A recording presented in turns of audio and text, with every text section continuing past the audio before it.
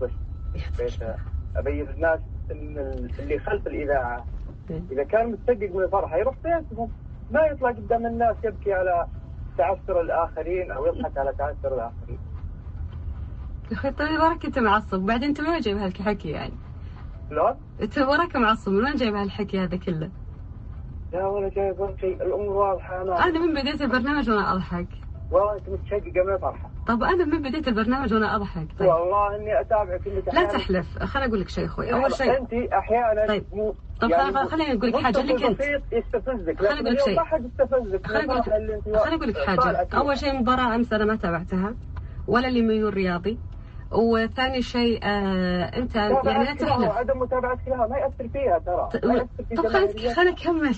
طيب طب خليني اكمل كلامي، ولا تحلف على شيء مو بصحيح، ترى مو بزين يعني لك انت. لا فلا تحلف على شيء. لا لا لا لا لا، انا انسان اقرا ما هو ظاهر امامي. امس تحت كذا الراي او الاسبوع الماضي واحد مدري وش قال لك، استلم فيه وتشليخ وحالته حاله. اليوم بس عشان هنا تعثر تنشرين الافراح والسرور والصباحات السعيده وتستضيفين المتصلين النصراويين وعارفه وش تقول. يعني انت عارفه وش تقول. عموما الله يسامحك على الله يسامحك عموما اخوي، الله يسامحك على ظلمك والله وشكرا يا زعيقي. لا لا مو من حق ابدا. طب انا سمعتك الاخير.